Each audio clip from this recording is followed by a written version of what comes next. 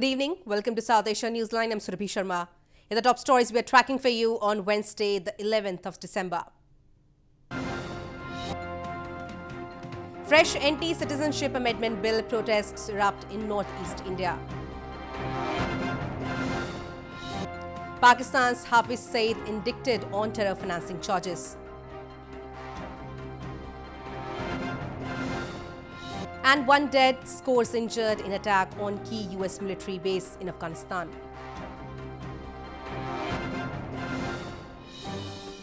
And now for all the details. Protests against the contentious Citizenship Amendment Bill 2019 have flared in various parts of India, including the ethnically diverse northeastern provinces. The bill seeks to provide Indian citizenship to non-Muslim minorities from Pakistan, Bangladesh and Afghanistan. Fresh protests erupted in northeastern Assam province on Wednesday as thousands of students from different universities, colleges and common people came out on the streets and staged protests against the contentious Citizenship Amendment Bill 2019. The proposed law seeks to give citizenship to Buddhists, Christians, Hindus, Jains, Parsis and Sikhs who fled Afghanistan, Bangladesh and Pakistan before 2015. Protesters fear that the bill will primarily benefit the illegal Bengali Hindu migrants from Bangladesh who have settled in large numbers across the region. The present government, but they have destroyed all the faith by imposing the illegal migrants who are from the Bangladesh and west also the other countries. Therefore, we strongly oppose this bill. Until and unless we give our life, we will always impose this bill. Each and every one of our who are the indigenous Assamese people will always stand against this bill. We condemn this bill. In neighbouring Tripura province, scores of people, including women, also launched anti-citizenship amendment bill. Police detained some women agitators for protesting against the bill. Meanwhile, India's ruling Bharatiya Janata Party pushed for final parliamentary approval on Wednesday as Interior Minister Amit Shah tabled the bill in the upper house Rajya Sabha.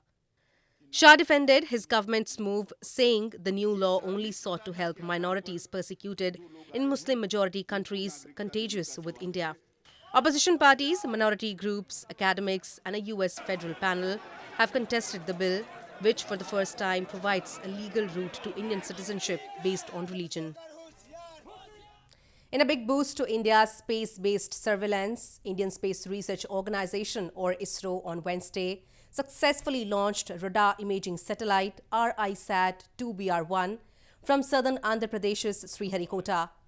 9 foreign satellites from Israel, Italy, Japan and USA were also launched on board the PSLV C-48 rocket that was on its 50th mission. RISAT-2BR1 satellite is meant for applications by the military and various fields like agriculture, forestry and disaster management support. ISRO Chief K. Sivan thanked his team of scientists on the successful launch and laid out the path for more launches in the future. I'm extremely happy to declare the 50th PSLV vehicle, PSLV C-48, successfully injected RISAT-2BR1 and 9 customer satellites precisely into the 576-kilometer orbit. In news from Pakistan, a Pakistani court on Wednesday indicted Islamist militant Hafiz Saeed, the mastermind of deadly 2008 attacks in Mumbai, on terror financing charges. The indictment came ahead of a World Financing Watchdog Financial Action Task Force meeting early next year to decide whether to blacklist Pakistan for its failure to curb terror financing. An anti-terrorism court in Pakistan on Wednesday indicted Islamist militant Hafiz Saeed, the mastermind of deadly 2008 attacks in Mumbai, on terror financing charges, a government prosecutor and defence lawyer said. The Counter-Terrorism Department of the Punjab Police in July registered 23 FIRs against Saeed and his accomplices on the charges of terror financing in different cities of Punjab province and arrested the Jamaat-ud-Dawa chief. He is detained at the Court Lakhpat jail. Saeed is a founder of Lashkar-e-Toiba, a militant group blamed by the United States and India for the 4-day Mumbai siege, in which 160 people were killed. The dead also included several foreigners, including US citizens. The indictment came ahead of a World Financing Watchdog, Financial Action Task Force or FATF meeting early next year to decide whether to blacklist Pakistan for its failure to curb terror financing. Moving on, Pakistan Prime Minister Imran Khan's aide on information and broadcasting, Firdaus Ashiq Awan, has said the government cannot allow Pakistan Muslim League Nawaz leader Maryam Nawaz to fly aboard without any concrete reasons. Maryam, daughter of former Premier Nawaz Sharif, had filed a petition seeking removal of her name from the no-fly list to visit her ailing father in London.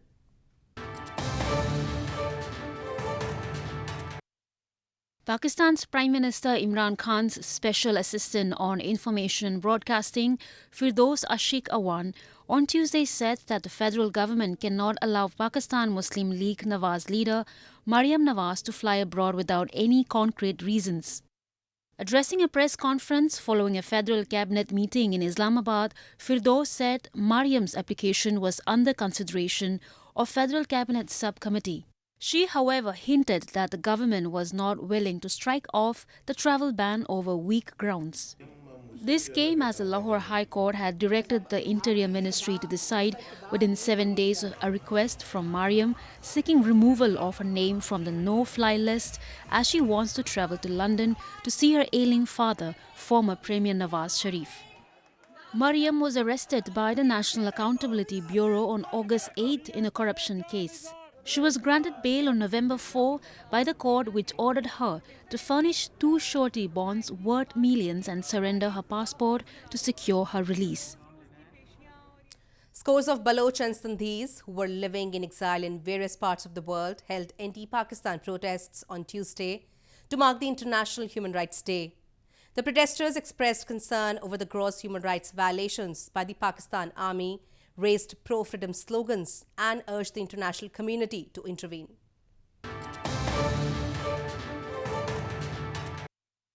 A large number of Baloch and Sindhis who are living in exile in various parts of the world held anti-Pakistan protest on Tuesday to mark the International Human Rights Day.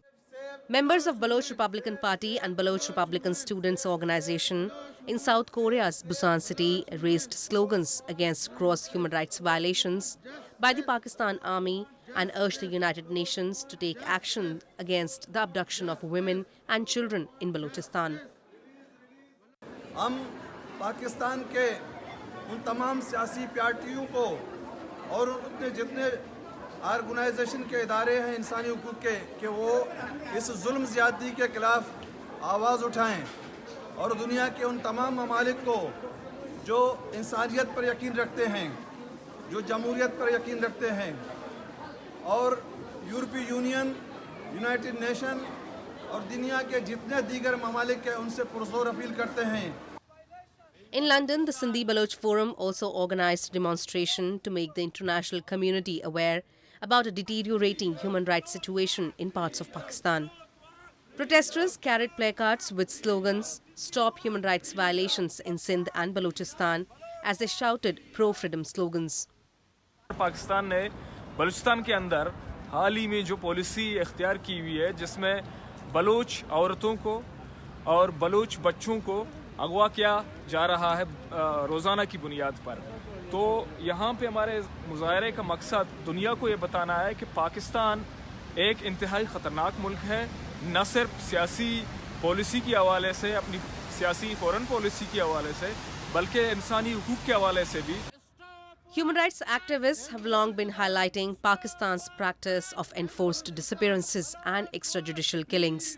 A report by Baloch National Movement last month revealed that as many as 28 operations were conducted by the Pakistan Army in Balochistan in October alone, as a result of which 30 people forcibly disappeared, while 25 dead bodies were found in the region.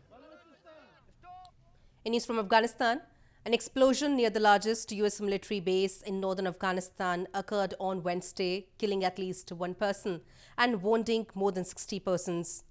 The latest attack came as peace talks resumed between American officials and Taliban representatives in Qatar to end years-old long war in Afghanistan. An explosion near the largest US military base in northern Afghanistan occurred on Wednesday, killing at least one person and wounding more than 60 persons. The attack near the Bagram air base came as peace talks resumed between American officials and Taliban representatives in Qatar. The attackers targeted a medical facility being constructed to help the Afghan people who live near the base, the NATO said in a statement. US President Donald Trump had visited the airbase recently, during which he said that he believes the Taliban is ready for ceasefire. However, there was no immediate claim of responsibility for the attack till the last reports came in. Moving on to news from Sri Lanka. Murals add colors to building walls and streets that would otherwise go unnoticed. In order to beautify public spaces and make them more pleasing to the public, Sri Lankan citizen youth groups have been painting colorful murals across the country, many of which pay tribute to Sri Lankan culture, history and wildlife.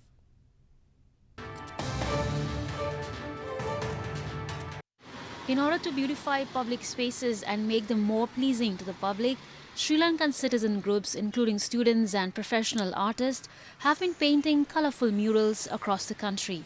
Volunteers across the country were seen painting colorful murals on empty walls and underpasses. Many of the murals pay tribute to Sri Lankan culture, history and wildlife. Sri Lankan President Gotabaya Rajapaksa has welcomed the initiative of the young artists, saying that he is proud of them. The eye-catching murals have injected life and color to Sri Lanka's urban landscape, with pedestrians and commuters welcoming the change. Sri Lanka has a tradition of street art, with murals often adorning the walls of Buddhist temples and public schools. Maldives Foreign Minister Abdullah Shahid arrived in New Delhi on Wednesday to attend the 6th India-Maldives Joint Commission meeting, scheduled to be held on Friday. Shahid, who is leading a multi-sectoral delegation, will be meeting Indian leadership, including his Indian counterpart, S. Jaishankar, during his 5-day India visit. This comes days after India handed over patrol vessel Kamyab to the island nation in an event which also saw the inauguration of other key development projects covering a wide range of sectors aimed at bolstering bilateral ties. Relations between two neighbors have vastly improved after Ibrahim Mohamed Solih took over as the Maldivian president last November.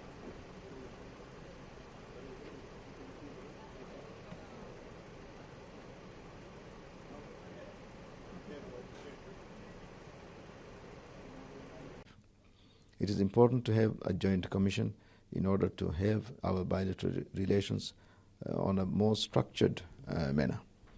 So we will be reviewing, Dr. Jaishankar and I will be reviewing the work that has been done in the past year and also set the agenda for the next 2 years. Well, that's all we have for you from South Asia this evening. Now our viewers can watch the show on southasianewsline.com. You can also visit us on facebook.com/SAsia Newsline and follow us on Twitter @SAsia Newsline. That's all in tonight's edition. We will see you same time tomorrow. Good night.